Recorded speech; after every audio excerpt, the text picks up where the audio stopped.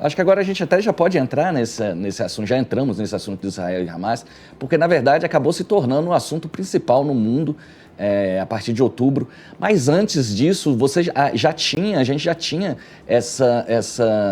esses dois lados aí entrando em conflito o tempo inteiro. A gente já teve outros casos também em junho, eu lembro de um caso de conflito entre o Hamas e Israel e tal. E poderia ser, por causa dos ataques de 7 de outubro, poderia ser uma grande vantagem para Israel, pelo menos do ponto de vista do discurso e tudo mais. Mas parece que durante o desenrolar desse conflito, Israel acabou perdendo um pouco de força nesse discurso, né?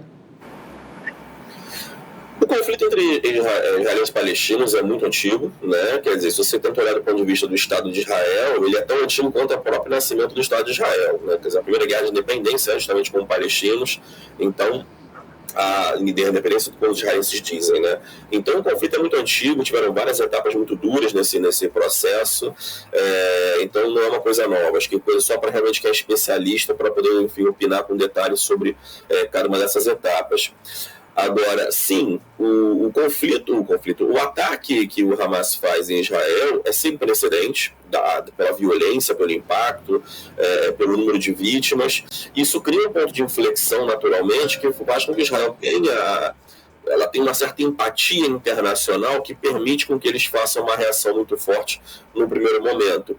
O que acontece, na minha visão, nesse momento, é que você tem Israel gastando esse capital de empatia que ele adquiriu no primeiro momento, na medida que ele tem uma atitude muitíssimo violenta, e essa ação violenta começa a ter um saldo de civis mortos muito alto, um saldo de destruição e um saldo de civis mortos muito alto em Gaza. Então, quer dizer, a comunidade internacional, que praticamente estava aceitando qualquer reação, boa parte dela, não toda, mas estava aceitando praticamente que Israel tinha o direito de reagir muito violentamente, muito fortemente para levar o Hamas à justiça.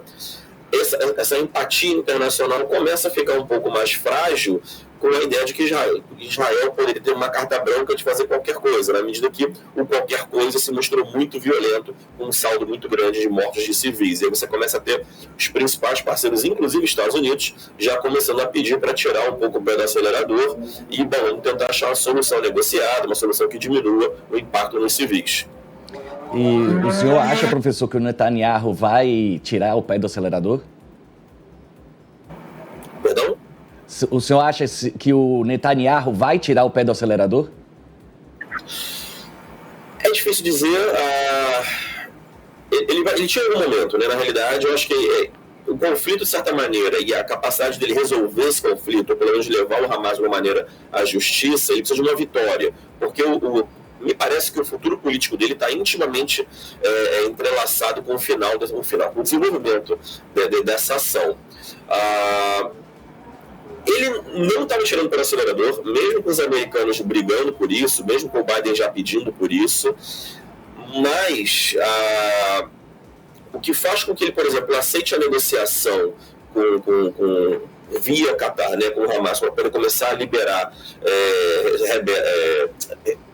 reféns em troca de alguns dias de, não cessar-fogo, mas uma pausa humanitária, vai ser a pressão que ele vai sofrer internamente no parlamento israelense. Vai ser quando o candidato de oposição, o Benny Gantz, ele vai começar a pedir, olha, a gente precisa reorganizar a nossa política. O Likud, que é o partido do Netanyahu, que vocês fiquem no poder, o governo de coalizão, até lidar com essa emergência. Agora, o Netanyahu não pode fazer parte dessa equação, ele tem que estar fora do governo, que o Likud coloque uma outra pessoa, porque só está piorando a situação toda.